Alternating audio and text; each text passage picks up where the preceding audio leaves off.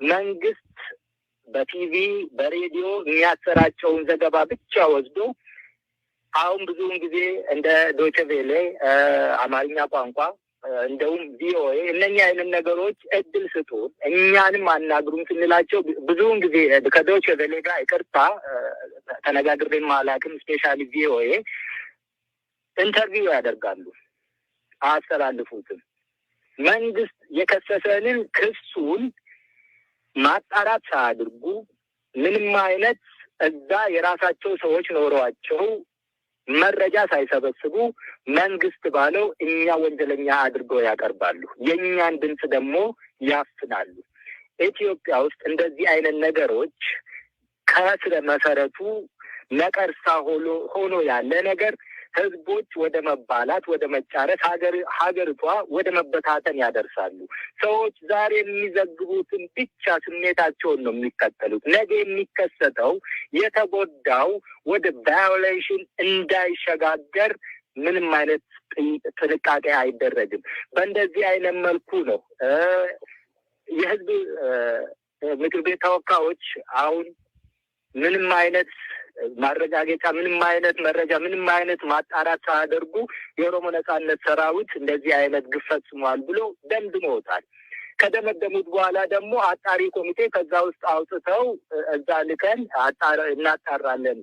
መጀመሪያ አንተ ውሳኔ ካስተላለፍክና አምያ ከተቀበልክ ምን አይነት ከዛ የሚወጡ ኦልሬዲ ጀጅ አድርገውናል። ምን አይነት መረጃ ሊያቀብሉ ይችላሉ ለዓለም ህዝብ? እንደዚህ አይነት የተሳሳተና በጣም ሀገሪቷ ውስጥ ወገንተኝነትና ብሔርተኝነት፣ ሃይማኖት፣ ዘር በጣም ተከፋፍሎ ያለበት ሀገር ስለሆነ በጣም ጥንቃቄ ያስፈልጋል። እኛ በቀልም ብንፈልግ ከዚህም በፊት እንደ ህዝብ ኦሮሞን ብቻ እንወክላለን። አንድ ኦሮሞ ከተነካ ሺህ ብሔሮች ኦሮሞን የነኩን እናስከፍላለን ዋጋ ብንል ከረዩ ውስጥ የተደረገውን መበቀል ነበረብን። ሸዋሮቢት ውስጥ የተደረገውን መበቀል ነበረብን። ሆሮ ጉድሩ ለልስቱ ሶምቦ የተደረገውን መበቀል ነበረብን። የኦሮሞ ተማሪዎች ዩኒቨርሲቲዎች አማራ ክልል እና ሌሎችም ተመድበው ከፎቅ የተወረወሩ ጊዜ መበቀል ነበረብን። እንደዚህ አይነት ነገር ጥንቃቄ ይፈልጋል። ፕሮቮክ እየተደረግ በኋላ ትግሉ መስመሩን ስቶ ለአምባገነኖች የወንበር ፍጆታ ብቻ እንዲውል እንድታደርግ ያደርግሃል። ይሄን ሁሉ በጣም ተጠነቅቀን የምንሄድ ልጆች ነን እኛ። ከዚህም በፊት ታውቃለህ፣ በባዶ እጃችን ድንጋይ የወረወር መንግስት ለውጥ እንዲደረግ ያደረግን ወጣቶች ነን። አሁን ጠመንጃ ይዘን ያለ ነው በብዛት ከ4-5 ዓመት በኋላ የተቀላቀሉ ናቸው። እነኚህ ልጆች ቁጭት አላቸው። እነኚህ ልጆች ጸጸት አላቸው። እነሱ የጣሉት መንግስት መልሶ በእጅ አዙር መጥቶ ስልጣን ወስዶ እነሱ መልሶ ያሰረበትና አመድ አፋሽ ያደረጋቸው ወጣቶች ናቸው አሁን ጠመንጃ አንስተው ያሉት። መበቀል ከተፈለገ ይሄንን ከዚህም በፊት ባዶ እጅህን ስትኮረኮም፣ ስትታሰር፣ ስትገደል የነበርክ ወጣት አሁን ጠመንጃ ስታነሳ ሀገሪቷን ወደ እልቂት በቀላቀላት ነበር። በጣም በጥንቃቄና በዲስፕሊን የምንሰራ ሰራዊቶች መሆናችን በዚህ ልታዩት ይገባል። ግን መስመሩ እንድስት ሰዎች፣ ሚዲያዎች ሁልጊዜ ኢንተርኔት፣ ስልክ በጣም አስቸጋሪ ሆኖ ባለበት ቦታ ግድያ ተፈጸመ ብሎ ቶሎ ደግሞ ጫካ ውስጥ ነው ያለሁት እንደዚህ ሆኛለሁ እያሉ ስርዓቱን የሚመግቡ ሰዎች ተደራጅተው ያንን ደግሞ ስማችን የሚያጠፉ እንደዚህ አይነት ነገሮች በጣም በጥንቃቄ ቢሄዱ ይሻላል ብዬ ነው እኔ መልዕክቴን ማስተላለፍ የምፈልገው። ወደኋላ ሀገሪቷ በጣም ወደ እልቂት ነው የሚመጣ። እንግዲህ አንድ ጥያቄ ላንሳ ከዚሁ ጋር የተገናኘ የመንግስት ክስ እና ሌሎችም ወገኖች የሚጋሩት የኦሮሞ ነጻነት ሰራዊት አጣዬ ከተማን አቃጥሏል፣ ከተማዋን አንድዷታል የሚል ክስ ይቀርባል በተለያየ ጊዜና እስቲ ስለዛ ሁኔታ የምታውቁትን ንገሩኝ። እንግዲህ አሁን እንደምትለኝ መንግስት የራሱን ጨፍጫፊ ኃይል አደራጅቶ እየተንቀሳቀሰ መሆኑን ገልጠህልኛልና አጣዬ ላይ በትክክል የነበረው ሁኔታ ምንድን ነው? ይገርማል እኮ ስትፈልግ ኢትዮጵያ ውስጥ የኦሮሞ ነጻነት ሰራዊት የለም የማቃጠል አይደለም ራሱም ኖሮ መታየት የሚችልበት አቅምና ደረጃ አይደለም ያለው ትላለህ። ሲያስፈልግህ ደግሞ አንተም ማለት አይደለም እንግዲህ ፖለቲከኞቹም ማለት ነው። ሲያሻቸው ደግሞ የኦሮሞ ነጻነት ሰራዊት ከትግራይ ወይ ደግሞ ከፈለጉ ከግብጽ ወይ ከፈለጉ ከሱዳን እና ከሌሎችም ሀገሮች እርዳታ ወስዶ ሀገራችንን ወደ እልቂት ወደ መበታተል ለማድረስ በዛ አቅም በዛ ደረጃ እየሰራ አዲስ አበባ ውስጥ ሽብር ለመንዛት እንደዚህ አድርጎ ተቆጣጥረናል ስላለ ሲያስፈልግ ደግሞ ከተማ ሙሉ በሙሉ ሀጣዬን አቃጥሏል። እንደዚህ አይነት ትርክቶች እንደዚህ አይነት ፌዞች እኔ አይጥሙኝም። የኦሮሞ ነጻነት ሰራዊት ብዙ የተቆጣጠራቸው ቦታዎች ነበሩ። የኦሮሞ ነጻነት ሰራዊት ብዙ ከኢትዮጵያ ብሔር ብሔረሰቦች ጋር ድንበር የሚጋራ ብዙ ቦታዎች አሉ። ብሔር ላይ የተመሰረተ ዘር ላይ የተመሰረተ ሃይማኖት ላይ የተመሰረተ ጥላቻ ብኖረን እና በዛ መልኩ እንቅስቃሴ ብናደርግ ትግላችን እስካሁን ቀጭጮ ባልቆየ ነበር። ወይ ይጠፋል ወይ ደግሞ ቶሎ ግቡን ይመጣ ነበር። ይህን ልታውቅልኝ እፈልጋለሁ። ለምን እኛ እንደ ኤሊ በጣም ዘመናትን ወስዶ ብዙ አመታትን ወስዶ ብዙ እንቁ ልጆቻችንን መስዋዕት አድርገንበት በጣም እየዘገየ የሄደው ከግቡ ሳይደርስ በጥንቃቄ የምናደርጋቸው ለምን ኢትዮጵያ ውስጥ ኦሮሚያ በቆዳ ስፋትም በህዝብ ብዛትም ከሁሉም ብሔር ብሔረሰቦች እና ክልሎች ጋር ከመዋሰኗም የተነሳ እናም ደግሞ ለሀገሪቷ የምትሰጠው ሪሶርስ ብዙ ጠላቶች ስላሉ ብዙም ደግሞ ሀገሪቷ ውስጥ የራሳቸውን ሰልፍ ኢንተረስት ለማስከበር ሀገራትም ሌሎችም ነገሮች ስላሉ ከግቡ ለማድረስ በጣም የተለየ ሰው መሆንን ያስፈልጋል። በጥንቃቄ መራመድ። ብዙ የሚደረጉብን ነገሮች ፕሮቮክ ያደርጉናል፣ ያነሳሱሃል። በደል እንድትፈጽም በቀል እንድትፈጽም ያነሳሱሃል። ያንን ብናደርግ ወይ እንጠፋለን ወይ ቶሎ ከግባችን እንደርሳለን። ለምን እልሃለሁ? ይሄንን ሁሉ ብሔሮች ላይ ሃይማኖት ላይ ዘር ላይ አተኩረ ከሰራ ጠመንጃም አያስፈልግም፣ ጥይትም አያስፈልግም። ይሄንን እኔ የኦሮሞን ህዝብም ይሁን ሌሎች ብሔር ብሔረሰቦች ኦሮሚያ ውስጥ ያሉ የያዝናቸው ቦታዎች ላይ ቪዲዮውን ፈልገ ማየት ትችላለህ። ብዙውን ጊዜ ያስተምራለሁ። ክብሪት በቂ ናት፣ አንዲት ክብሪት። ለምን ጠመንጃም አያስፈልግም? ብሔር ነው። ህፃን አትልም፣ አዋቂ አትልም፣ ሽማግሌ አትልም፣ ወጣት አትልም። አያቅትም። መለየት ስለማያስፈልግ በመደዳ ስለምትጨርስ ብዙ ሪሶርስ አይወስድብህም። እናም ወይ ቶሎ ሁሉም ያወግዝና ትጠፋለህ፣ ከመስመር ትወጣና የምትታገልለት ህብረተሰብ ራሱ የኦሮሞ ህዝብ ራሱ ይጠላናል። አንተ ቅድም እንዳልክ ኦሮሚያ ውስጥ እኛ ስንንቀሳቀስ ህዝብ ትበድላላችሁ። ህዝብ መበደል፣ ከህዝብ ጋር ውጊያ ማድረግ፣ ህዝብን መጨቆን፣ መንቀሳቀስ አንችልም። እኛ እስካሁን የቆየነው የኦሮሞ ህዝብ በልቡ ውስጥ አምቆ ስለያዘን ነው፣ ቦታ ስለሰጠን ነው። ስለዚህ ሌሎችም ብሔር ብሔረሰቦችም ላይ እንደዛው ነው እና ሀጣዬ ላይ ውጊያ ነው የነበረው። ኢትዮጵያ ውስጥ አማራ፣ ኦሮሞ፣ ትግሬ፣ ጋምቤላ፣ ቤኒሻንጉል፣ ሱማሌ፣ ሲዳማ፣ ወላይታ ሁሉም ቦታ የየራሱን የሚያደራጅ ቡድን አለው። መንግስት የሚባል ከፌደራሉ አዲስ አበባ ተቀምጦ ያለው ሁሉንም አግባብቶ በመንግስታዊ መዋቅር መቆጣጠር ያልቻለበት ደረጃ ላይ ነው ያለው እና የአማራ ክልል እምቢ ካለ እምቢ ነው፣ የኦሮሞ ክልል እምቢ ካለ እምቢ ነው። የየራሱን አደራጅቶ አፈንግጦ እየወጣ የፈለገውን ነገር ማድረግ የሚቻልበት ጊዜ ላይ ደርሰናል። ሰዎች ሁልጊዜ አንድ ቦታ የተከሰተን ነገር ከስረ መሰረቱ ሄዶ የተጎዳን ተበድያለሁ ያለን ሳያናግሩ የማያገባውንና በቦታው ያለውን ነው የሚያስጨውት።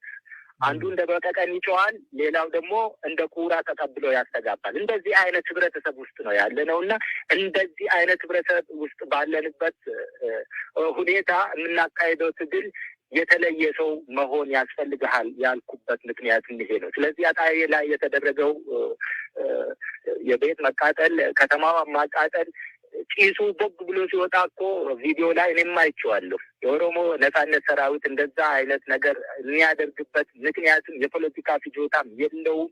ስለዚህ በውጊያው ተካፍሎ ነበር፣ በአካባቢው ውስጥ ነበረ ወይስ ይህንን ማን አደረገው ብለህ ትገምታለህ?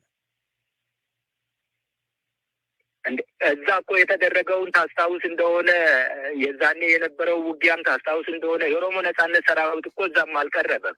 ውጊያ የተደረገው ስንት ኪሎ ሜትር ላይ ነው? ከተማ የተቃጠለችው ከውጊያው ቦታ ስንት ኪሎ ሜትር ላይ ነው? እና እንዴት ተደርጎ ነው ከተማ ገብቶ ማቃጠል የሚችለው የኦሮሞ ነጻነት ሰራዊት? ከተማዎችን ማቃጠል ከፈለገ ደግሞ ብዙ ኪሎ ሜትሮችን እኮ ድንበር እንጋራለን ከሌሎች ብሔር ብሔረሰቦች ጋር። ያንን ያነሳውልህ እኮ ለዚህ ነው። ከብዙ ክልሎች ከብዙ ብሔር ብሔረሰቦች ጋር የኦሮሞ ነጻነት ሰራዊት እንደ ሀገርም የኦሮሞ ሕዝብ ድንበር ይጋራል። ያንን ማድረግ ከፈለግ ብዙ ቦታዎች ላይ ማድረግ እንችላለን። ለምን የሚለው ደግሞ ስለማያስፈልገን አናደርገውም። ስለዚህ ሁልጊዜ እንደዚህ አይነት ነገሮች ሲፈጠሩ ቶሎ ወደ አንድ ቡድን እጅ ቀስሮ ሁሉንም ነገር እዛ ላይ መተብተብ ሳይሆን አጣሪ ቡድን ለማንም ገለልተኛ ለማንም ወገንተኛ ያልሆነ ገለልተኛ አጣሪ ቡድን ተመስርቶ ይህንን ሁሉ ቢያጣራ እኛ ሁልጊዜም በራችን ክፍት ነው፣ ፍቃደኞች ነን የምንለው። መንግስት የተባለው አምባገነኑ ደግሞ ለምንድን ነው ይሄ እንዳይደረግ ሁልጊዜ ሲወተወት ሲለመን ይሄንን የማያደርገው? ምን ምስጢር ብደብቅ ነው? ኢትዮጵያ ውስጥ ያለው ብዙ ቡድኖች ያሉት እንደዚህ አይነት ነገሮች ማጣራት ብደረግ የሚወጣ ነገር ስላለ ያ ምስጢር እንግዲህ እንደተቀበረ እንደተቀመጠበት ነው ያለው። ስለዚህ እኛን አይመለከተን ልልህ ይፈልጋለሁ። እሺ፣ ገለልተኛና አጣሪ ኮሚሽን መጠየቅ በጣም በጣም ጥሩና ትክክለኛ ነገር ነው ብዬ አስባለሁ። እንደተባለውም ገለልተኛና አጣሪ ኮሚሽን እንዳይኖር የሚፈልግ የሚደብቀው አንዳች ነገር ያለው ነው የሚለውንም በሚገባ የምቀበለው ነገር ነው። እንደው አንዳንድ ነገሮች ግልጽ እናደርግ ለርዕዮት ተከታታዮች፣ እጅግ በርካቶች ናቸው ይህንን የሚከታተሉትና እንደው ለሰው በኦሮሚያ ውስጥ በአሁኑ ወቅት ከመንግስት መደበኛ ኃይሎችና ከኦሮሞ ነጻነት ሰራዊት ውጪ በኦሮሚያ የሚንቀሳቀሱት ታጣቂዎች እነማን ናቸው? የትኞቹ ናቸው? አሁን ቀደም ሲል በጥቅሉ መንግስት ያደራጃቸው ያልካቸው አሉ። በመግለጫዎቻችሁም ላይ የሆነ አንድ የሚሊሻ ቡድን ጠቅሳችሁ ነበር። የሲራና ሚሊሻዎች እርግጠኛ አይደለሁም በትክክል እንዳልኩት፣ ይቅርታ ጠይቃለሁ ከተሳሳትኩኝ። ግን እስቲ ያሉትን ታጣቂዎች እንቅስቃሴ ከእናንተና ከመንግስት መደበኛ ኃይሎች ውጪ ያሉት እነማን ናቸው? ይሄንን እኮ እኔ አልነበርኩም መናገር የነበረብኝ። አጣሪ ቡድኖች ቢኖሩና አክሰስ ቢኖራቸው ህዝብ ቢጠይቁ ህዝብ በፈረደ ነበር። ኢመደበኛ የሆኑ በጣም ሁልጊዜ ይደራጁና መንግስት ያደራጅና ለአንድ ጉዳይ ማስፈጸሚያ ያውላል። ከዛ በኋላ ይበተናሉ። እንደዚህ አይነት መደበኛ አሰራሮች፣ እንደዚህ አይነት መደበኛ አደረጃጀት ቡድኖች የሚደራጁት ፌዴራሉም ሲፈልግ በራሱ መዋቅር ውስጥ ማዘጋጀት ያለበትና አንድ ማድረግ ያለበት ነገር ካለ ስፔሻሊ አሁን አጫሉ ሁንዴሳ እንደተገደለው አይነት ቡድኑን መናገር አልፈልግም። ለአሁኑ ያለኝም መረጃ ምን አይል አውቄያለሁ የሚለውን መናገር ስለማልፈልግ የፌዴራል መንግስት ያደራጃል። ለምን መናገር አልፈለግክም? አጫሉን የገደለውን ቡድን በተመለከተ አጫሉን የገደለን ቡድን አሁን ከተናገርኩ ያ ቡድን ምን አይል እንደታወቀና ምን አይል እንደተነቃበት እንዲያውቅ ስለማልፈልግ እንጂ ሙሉ መረጃ አለኝ እኔ። አጫሉ የተገደለ ማን ነው የገደለው? ማን ነው ያቀደው? ማን ነው የፈጸመው? ግን ህብረተሰቡ ማወቁ ጥሩ አይደለም? ህብረተሰቡ ቢያውቅ 2 ዓመት ሆነው ይሄ ነገር የኦሮሞ ህዝብ ማወቅ ባለበት ጊዜ እንዲያውቅ አደርጋለሁ። በአሁኑ ጊዜ ግን የኦሮሞ ህዝብ አጫሉ ማን እንደገደለ ቢያውቅ ወይ በጣም በመቆጣት ትርምስ እንዲመሰረት ሊሆን ይችላል፣ ወይ ደግሞ ምንም ማድረግ የማይችል ህብረተሰብ ስለሆነ ልናገርም አታድርገኝ። ይሄንን እኔ በራሴ ምክንያት ያስቀመጥኩት የሚወጣበት ጊዜ ይወጣል። እሺ መክፈል ያለባቸው ያጫሉን ደም መክፈል ያለባቸው ደግሞ መክፈል ያለባቸው ጊዜ ሲደርስ ያንን አደርጋለሁ። የኦሮሞ ህዝብ ይሄን እንዲያቅልኝ ይፈልጋለሁ። ወይ የኦሮሞ ህዝብ ጠላቶቼ ናቸው ብሎ ከብዙ ነገሮች ጋር እንዳጋጭ፣ ወይ ደግሞ ምንም ሳያደርግ ቁጭ ብሎ እንዳናደኝ ይሄንን እንድትገፋፋኝ አልፈቅድልህም። ይሄን ያነሳውልህ የፌዴራሉ መንግስት በራሱ ጊዜ ማድረግ ያለበትንና የሚፈልጋቸው ነገሮች ካሉ ሌሎች ነገሮችን አቴንሽኖችን ዳይቨርት ማድረግ ስፈልግ እንደዚህ አይነት ቡድኖችን ስፔሻሊ ኤሪትሪያንስ ነበሩበት።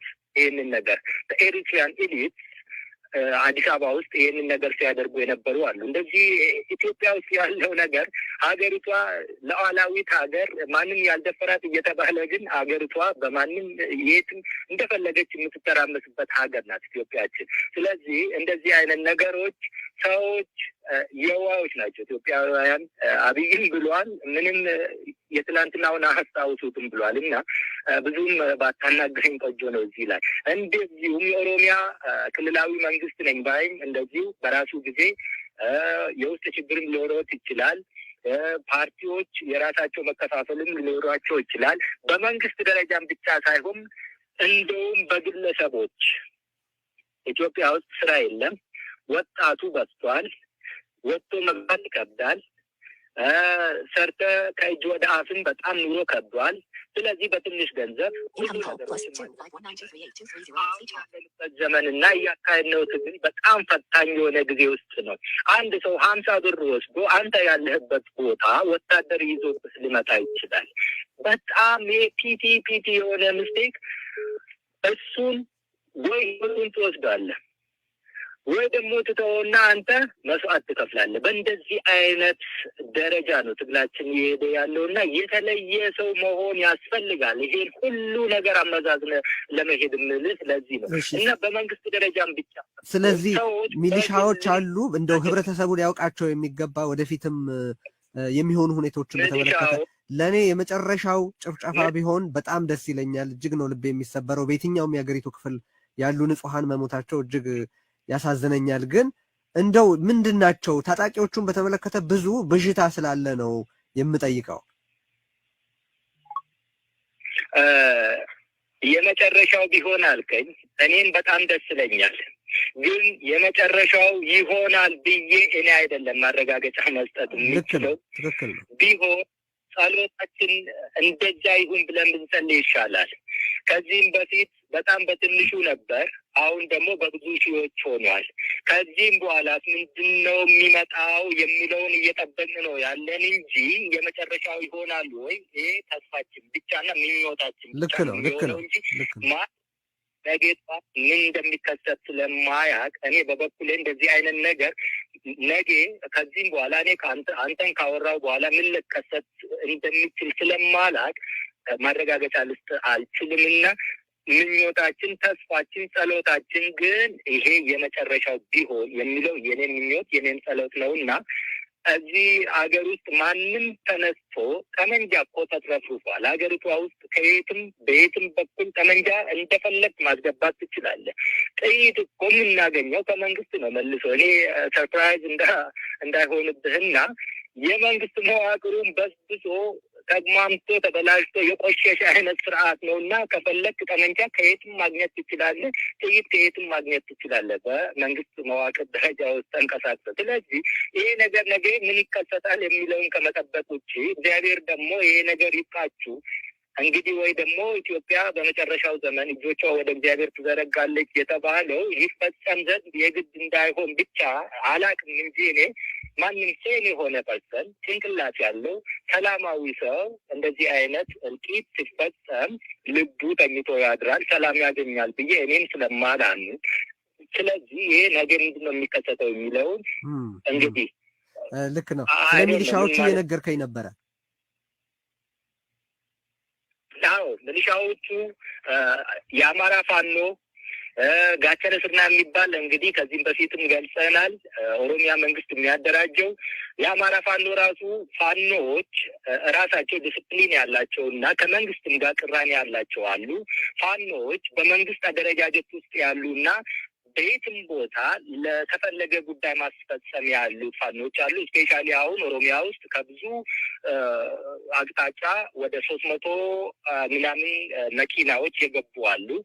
እንደዚህ አይነት ነገር ባለበት እና መንግስት ህብረተሰቡን ለእልቂት እያጨ ባለበት ሁኔታ አሁን ቅድም ያልከው ነገ ምን ሊፈጠር እንደሚችልና ይሄ የመጨረሻ ይሁንልን ያልከው እኔ ማረጋገጫ ማልሰጥ እንደዚህ አይነት ነገር ስላለ እንዲሁም ሌሎች ሚሊሻዎች ከዚህም በፊት ከኛ ተለይተው የኦሮሞ ነጻነት ግንባር አመራሮች ወደ ሀገር ቤት ሲገቡና ወታደሮቹ ይግቡ ተብሎ ኮንፊውዥን በተፈጠረበት ጊዜ እነ ጀዋርና እነ በቀለ ገርባ የኦሮሞ ነጻነት ሰራዊትን በማስገባት እጃቸውን ሰደውበት ወደ 1000 ምናምን ሰራዊት ገብቶ ነበር። እነዛም ተመልሶ መንግስት አደራጅቶ በጣም የምንንቀሳቀስበትና አንድ ላይ ስለነበር ብዙ ምስሎች ስለሚያውቁና እንዴት አድርገን አለባበሳችን፣ የጸጉር አሰራራችን እና ሁሉም ነገር ኮፒ ተደርጎ እነሱም ተሰርቶ እኛም የምንቀሳቀስ ቦታ የሚንቀሳቀሱ አሉ እና ብዙ ናቸው። ይሄ ብቻ አይደለም። ሌላ ነጋዴ ራሱ ኢትዮጵያ ውስጥ አሁን በጣም አንተ ከሩቅ ቦክሳ ሆነ ልገርምህ ይችላል። በነጋዴነት ደረጃ ሰው ማደራጀት ትችላለህ። በገንዘብ ሊሆን ይችላል፣ በድንበር ሊሆን ይችላል፣ በሌላም ቅራኔ ሊሆን ይችላል። ከተጣላን እኔ ሌሎች 10-15 ሰዎችን መመገብና ማስታጠቅ ከቻልኩ አንተም ማስገደል ይችላለሁ። ስለዚህ አሁን ባለው ሁኔታ ማንኛውም ገንዘብ ያለው ነጋዴ ጠመንጃ ያላቸውን ሰዎች ሰብስቦ አንድ የሆነ የታጣቂዎች ቡድን መፍጠር የሚችልበት አይነት ሁኔታ ተፈጥሯል ያልከኝ ነው። ሁለተኛ ደግሞ በመንግስት ቀደም ሲል እንዳልከው አቶ ጃዋር መሐመድ እና አቶ በቀለ ገርባም ሌሎችም ወደ ሀገር ውስጥ ያስገቧቸው የቀድሞ የኦነግ ሰራዊት አባላት የነበሩትም እንደዚሁ መልሶ መንግስት እየተገለገለባቸው ነው የሚል ሀሳብ ነው ያነሳህልኝ። ትክክል ነው? በትክክል ስፔሻሊ ከኛ ተመልሶ ወደ ሀገር ቤት የገቡ የተገባላቸው ቃል የውሸት ቃል የነበረው ወደ ፈለጉበት ቦታ ነጋዴ መሆን፣ ወደ ትምህርት ቤት መመለስ፣ ሌሎችም ስራዎችም እንዲሰሩ መንግስት ድጎማው መስጠት፣ ማበረታታት እንደዛ አይነት ተብሎ ተሸንግሎ የገቡ ልጆች ያ ሙሉ በሙሉ አልተፈጸመንም። ስላልተፈጸመላቸው መንግስት ያደረገው እነሱን ስራ የላቸውም። ብዙውን ጊዜያቸውን ያሳለፉት ጫካ ነው። እንግዲህ ፍሪደም ፋይተርስ የነበሩት ተመልሶ ኑሮ ይከብዳል። ከየት እንደሚጀምሩም በጣም ግራ የተጋቡ ልጆች ከተበተኑ በኋላ መልሶ በኢሊት ፎርስ ስፔሻሊ ይሄ መረጃ እና ምንድን ነው የሚባሉት ሴኪሪቲ እነሱ ልጆችን ለየግላቸው ለየብቻቸው እያገኟቸው እንደዚህ አይነት የመሳሪያ አጠቃቀም ትችላለህ፣ አሁን ደግሞ ስራ የለህም፣ መንግስት ደግሞ ስራ ልሰጥህ ነው፣ እንደዛ እያሉ ልጆች እድሜያቸው ሙሉ ጫካ ያሳለፉት እና ትምህርት የሌላቸው ብዙውን ጊዜ ሳይማሩ እንግዲህ ያልተማረ ሰው ወደ ፈለክ መምራትና ልሸነግለው ልታማልለው ትችላለህ። በእንደዛ አይነት ነገር እያማለሉ በጣም ብዙ ቦታ በቡድን እያደረጉ ስፔሻሊ እኛን ካውንተር ለማድረግ ለመጠቀም ነበር። ያ ልጆቹ ስላልቻሉ አሁን እያደረጉ ያሉት ሱቆችን እንዲያቃጥሉ፣ መንገድ ላይ ቆሞ መኪናዎችን እንዲዘርፉ፣ ሰዎችን አፍነው ብር እንዲጠይቁ እንደዚህ አይነት ነገር ከተደረገ በኋላ ደግሞ የኦሮሞ ነጻነት ሰራዊት እንደዚህ ያደረገ ብሎ ሚዲያዎች ደግሞ ይህንን ተባባሪዎች ናቸው። የኦሮሞ ነጻነት ሰራዊት እንደዚህ አደረገ አላደረገ ለማለት ኃላፊዎቹን ለማግኘት ብዙ ጥረን አላገኘንም፣ ስልካቸው አልወጣልንም። እንደዛ እያሉ በጣም ተንኮል፣ ደባ፣ መሰሪነት እየተሰራብን እኔ እኮ ከዚህም በፊትም ነግሬያለሁ ቅድም እኛ ራሳችን ሰልችቶን ትግሉን ያለውን እውነታችንን እንድንተው እየተደረገ እንደዚህ አይነት ኮንስፓይሬሲ ነው ያለው። ይህ ሁሉ ተሸክመ ለመሄድና አመዛዝነ ትግሉ ጥርት ያለ ዕላማው ለኦሮሞ ሕዝብ ነጻነትና እኩልነት ከሌሎች ኢትዮጵያ ብሔር ብሔረሰቦች ወንድሞቹ ጋር ወይ ደግሞ መልካም ጎረቤትነት ያንን ብቻ ዓላማ ይዘ እንድትሄድ የተለየ ሰው መሆን ያስፈልጋል ያልኩ ለዚህ ነው። እዚህ ላይ ጀነራል ከማል ገልቹ በአንድ የቴሌቪዥን ቃለ ምልልስ ላይ የኦዲፒ ጽህፈት ቤት መሳሪያ ለታጣቂዎች በደብዳቤ እየጻፈ ያድላል የሚል ሐሳብ ሰጥተው ነበረ። ያ መሳሪያ የሚታደለው ለነማ እንደሆነ የምታውቀው ነገር አለ? ከዚህ መሳሪያ የኦሮሞ ነጻነት የደረሰው አለ ወይስ ቀደም ሲል ያልካቸው መንግስት ካስገባቸው በኋላ የሚፈልገውን ወንጀል ሊያስፈጽም ያደራጃቸው አካላት ናቸው መሳሪያው የደረሳቸው? እንግዲህ ይሄንን ጀነራል ከማል ገልቹን ብትጠይቀውና ማብራሪያ ብሰጥ በጣም ደስ ይለኛል። እኛ ከመንግስት የምንቀበለው መሳሪያ ተዋድቀን ነው፣ ሞተን ገለን ይሄ ያለ ነው። ፓርት ኦፍ ስትራግል ስፔሻሊ ሰርቪሊያንስ ስትራግል በራስ አቅም የምትታገለው ትግል እንደዚህ ነው እና ስንቃችንም መሳሪያችንም ከጠላት ጀርባ ላይ ነው የምንቀበለው። ያ ስል አምጥቶ እንደ ሰማርቲያን አይነት ያድለናል ልልህ አይደለም። ጀነራል ከማል ገልቹ ያለው እንግዲህ ወይ እንደዛ አይነት መደበኛ አደረጃጀት የሚያደርጉትና የኦሮሞ ነጻነት ሰራዊት ነው ብለው ለእነሱም ተናግሮ ሊሆን ይችላል። እሱ ብዙ ምስጢሮችን ካወቀ በኋላ እንግዲህ ያባረውታል። ያንን አውቀውም ሊሆን ይችላል።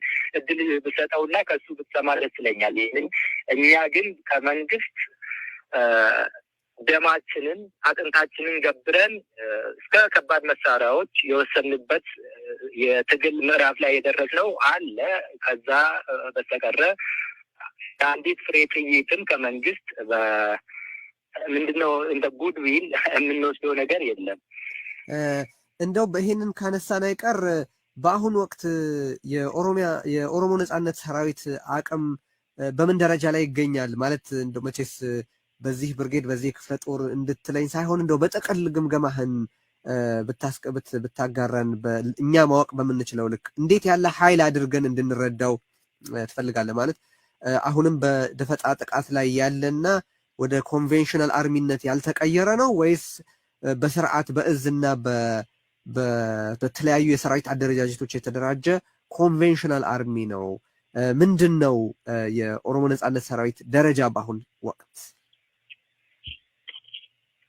የኦሮሞ ነጻነት ሰራዊት የደረሰበትን ደረጃ እንግዲህ መጀመሪያ የኦሮሞ ነጻነት ሰራዊት ኦሮሚያ ውስጥ ስፔሻሊ 5-4 ዓመት በፊት ጀምሮ ያደረገውን ኦፕሬሽኖች እና የአምባገነኑ መንግስት ስዘግባቸው የነበሩትን ዘገባዎች እንደ ጋዜጠኛ አርካይቭ ውስጥ ካለ እየመላለስ ካየ የደረሰበትን ደረጃ ልትገመግም ትችላለህ።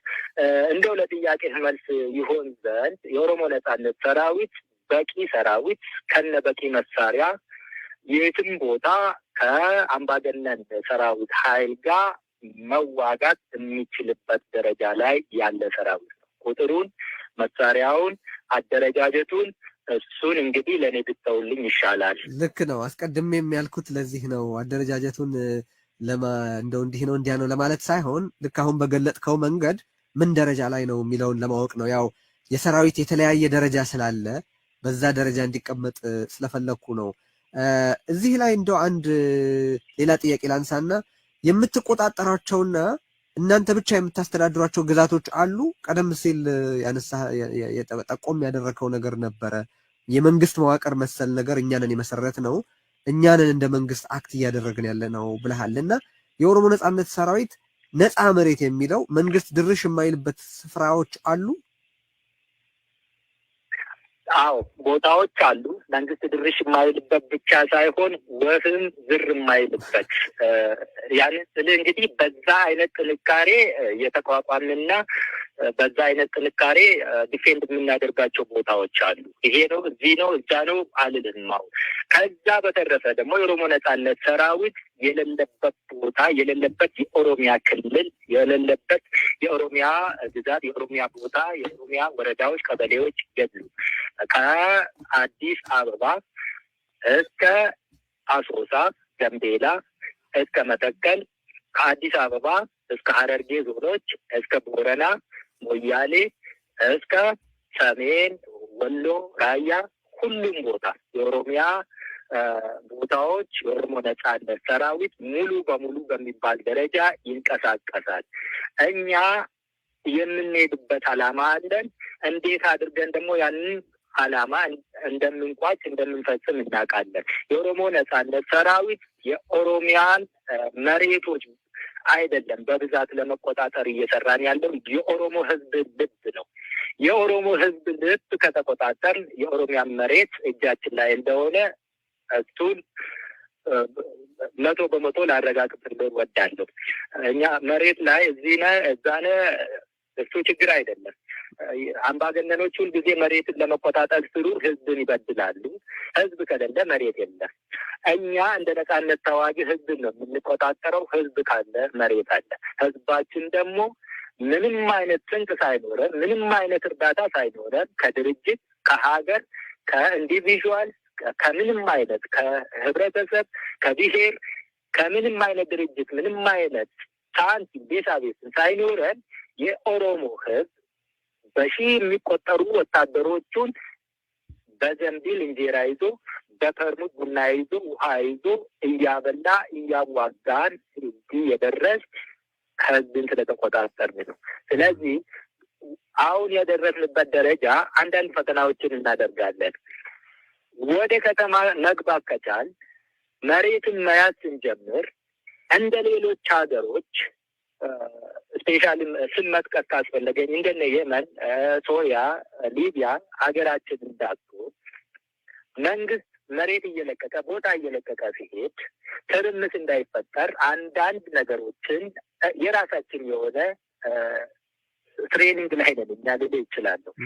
ያንን ስንጀምር መቋጨት ስንጀምር ምንም አይነት የሃይማኖት ምንም አይነት የብሔር የዘር ምንም አይነት የሆነ ቡድን ግጭት ትርምስ እንዳይፈጠር ነው የምንፈልገው።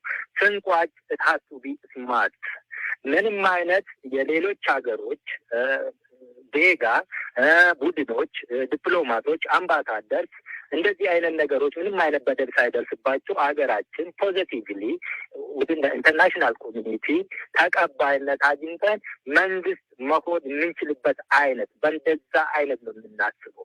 ወደ ትላልቅ ከተማዎች መጥለቅ ከቻል ምን አይነት ቁጥጥር ነው ማድረግ ያለብን? ከትናንሽ ከተሞች ልምድ ለመቅሰም አንዳንድ ኦፕሬሽኖችን ጀምረናል። እነኛ ኦፕሬሽኖች ይቀጥላሉ። ምንድነው ጉድለታችን እና ከዛ በኋላ የሚገጥሙን አንዳንድ ፕሮብሌሞች ቻሌንጆች ምንድን ናቸው? እንዴት ነው ደግሞ ካውንተር የምናደርጋቸው? እንደዚህ አይነት ነገሮችን ማድረግ ጀምረናል። በዛ ደረጃ መዋጋት የምንችል በዛ ደረጃ አቅማችን የተገነባ መሆኑ ሰራዊቱ ይህንን ልታውቅ እፈልጋለሁ። እንደዛ ወደ መሀል ሀገር እየተለል ብዙ ኢንተረስቶች ያሉበት ላይቃይታዊ ዲፕሎማት፣ አምባሳደር፣ ሌሎች ብሔር ብሔረሰቦች እና ሌሎች የተለየ ጥቅም ያላቸው ሀገሪቷ ውስጥ የራሳቸውን ጥቅም ደግሞ ማስከበር የሚፈልጉ እነኛን እንዴት ነው ማስተናገድ የምንችለው ወደ መሀል ጦርነቶች ቢካሄዱ የሚለውንም ከዚሁ ዝግጅቱንም ሁሉንም ነገር ማቴሪያሊ በሂውማን ሪሶርስ ሜንታሊ እንደዚህ አይነት ዝግጅት እያደረገ ያለ ሰራዊት ነው እና ፕሮፌሽናል አድሚ ላይ የደረሰ ሰራዊት ነው ያለው። ስለዚህ ይህንን እንቋጨዋለን፣ ተስፋ እናደርጋለን። ጥቂት ጥያቄዎች ናቸው የቀሩኝ። በእውነት ለጊዜው በጣም አመሰግናለሁኝ። ግን እዚህ ላይ ሁለት እሺ በጣም አመሰግናለሁ በእውነት ለተሰጠኝ ጊዜ። ምንድነው በአንድ ወር ውስጥ የኦሮሞ ነጻነት ሰራዊትን እናጠፋለን ብሎ መንግስት ዘመቻ ከፍቶ ነበር። እሱ ምን ዕጣ ገጠመው? አንድ ባጭሩ ብትነግረኝ። ሁለተኛ ደግሞ በተደጋጋሚ የአንተ ስም እየተጠቀሰ በመንግስት የተገደለ የተደመሰሰ ዜና ብዙ ጊዜ ተነግሯል እና እሱም በተመለከተ ምን ይሰማሃል? እንደው ባጭሩ። አይ ስለነኚህ ሁለቱ አንተ መንግስትን ብትጠይቀው አይሻልም? ለምን በአንድ ወር ያንተን እይታ ፈልጌ ነው። ያንተን ምልከታ ፈልጌ ነው። በጣም ባጭሩ እንደዛ አይነት ነገሮች መንግስት እንድጠይቅ ይሻላል እንጂ እኔ አልሞትኩም አለው። እንግዲህ እኔ በኦሮምኛ በአፋን ኦሮሞ ቋንቋ ኤከራ የሚባል አለ። ኤከራ እንግዲህ የሰው የሟች መንፈስ ነው መሰለኝ። እንደዛ አይነት ሆኜ እንደማላወራ በእርግጥ አንተም ታገኛለህ። ገብቶኛል። እንግዲህ ያው ጥያቄዎቻችንን ቶሎ ስለ ሰላም ድርድሩ ያናገራችሁ ሰው አለ? አሁን ሰሞኑን ድርድርን በተመለከተ የሚወሩ ነገሮች አሉ በተለያዩ ዓለም አቀፍ ሚዲያዎች በኩል የሸትል ምንድነው በሶስተኛ ወገን የሚካሄድ ድርድር አለ። የድርድሩ አካል እንድትሆኑ ያነጋገራችሁ አለ እስካሁን? በእርግጥ ኦፊሻል የሆነ በሰላም ይሄ ነገር ቢጠናቀቅ ብሎ ያቀረበልን በመንግስትም ይሁን በሌሎችም ኢንተርናሽናል ኮሚኒቲዎች እስካሁን ኦፊሻሊ እኔ እስከማውቀው ድረስ የለም። ታውቃለህ እንግዲህ የኢትዮጵያ አምባገነን መንግስት ከዚህም በፊት አሸባሪ ናቸው እና ምንም አይነት ከአሸባሪ ጋር የምናደርገው ድርድር የለም ብሎ ይዝቱ ነበር። ያ ዛቻ ደግሞ ከትናንት ወዲያ ተንፈስ አድርጎ እስቲ እንወያይ፣ ስንወያይ ደግሞ ለምን ትጮሁብናላችሁ? ውስጥ ለውስጥ እኮ ከአልቃይዳም ከአይሲስም ጋር መንግስታት ይነጋገራሉ አይነት አምጥቶን ነበር። ነገም ደግሞ እኛን ሸኔ ምን እያሉ ብዙ ነገሮች በቃ ከነሱ ጋር ንግግር አያስፈልግም፣ እናጠፋለን፣ ተቆጥቦ ንግግር ይቻላል ሊሉ ይችሉ ይሆናል። ያንን እንጠብቃለን። ከመጣ ደግሞ የኦሮሞ ህዝብ መብት እስካከበረ ድረስ ምንም ችግር የለብንም። እኛ በራችን መቼም ክፍት ነው። እስካሁን ግን ኦፊሻሊ ናት። የኤርትራ ጣልቃ ገብነትን በተመለከተ ይሄ የመጨረሻ ጥያቄ ነው። በኢትዮጵያ ውስጥ የኤርትራ ጣልቃ ገብነትን በተመለከተ ያላችሁ ግልጽ አቋም ምንድን ነው? ቀደም ሲል ትንሽ ጠቀስ አድርገው ስለነበር ጥቂት እንድጨምርበት ፈልጌ ነው። የኤርትራን ጣልቃ ገብነት ኢትዮጵያ ውስጥ እንግዲህ ኢትዮጵያ ሉዓላዊ ሀገር ከሆነች ኤርትራ ብቻ አይደለም ባይዘው ወይ ከሶማሊያም የመጡ ወታደሮች ቃታር 2022 ኢንተርናሽናል ፉትቦል ስለምታዘጋጅ ያንን ስታዲየም ምናምን የሚሰሩ ቀን ስራ ተብሎ ኤርትራ ውስጥ ሰልጥኖ ትግራይ ውስጥ ውጊያ ሲያደርጉ እዛው ፔሪሽ ያደረጉ እንዲሁም ሌሎች ሀገራት ስፔሻሊ ጌም ቼንጀር ተርኪ፣ ዩናይትድ አረብ ኤሚሬት የተካፈሉበት ጦርነት ነው እና ኤርትራ ብቻ አይደለም። ብዙ ሀገራት የኢትዮጵያን ሉዓላዊነት የደፈሩበት ሁኔታ ነው የነበረው እና ያ ኤሪትሪያን በዛ ደረጃ ሰራዊት አምጥቶ ብቻም ሳይሆን ብዙ ቦታዎችን ሲጠብቁ ኤሊት ፎርስ ስፔሻሊ ትላልቅ ከተማዎች ውስጥ ሰዎችን ሲያፍኑ፣ ሲገሉ፣ ሲያስገድሉ የነበሩ በዛ ደረጃ የተደረገ ይሄ እንግዲህ የኢትዮጵያ ሕዝብ እሱ እንዴት ፍርዱን መስጠት እንደሚችል ለህብረተሰቡ ልተው እና የራሴን ለጊዜው ብቆጠብ አንተም ደግሞ የመቆጠብ መብቴን ትጋፋኝ ቆንጆ ነው። እሺ፣ ከቲዲኤፍ ጋር ያላችሁ ግንኙነት እንደቀጠለ ነው? በይፋ ተገልጦ ነበረ። አሁንም በጋራ እየሰራችሁ ነው ከቲዲኤፍ ጋር?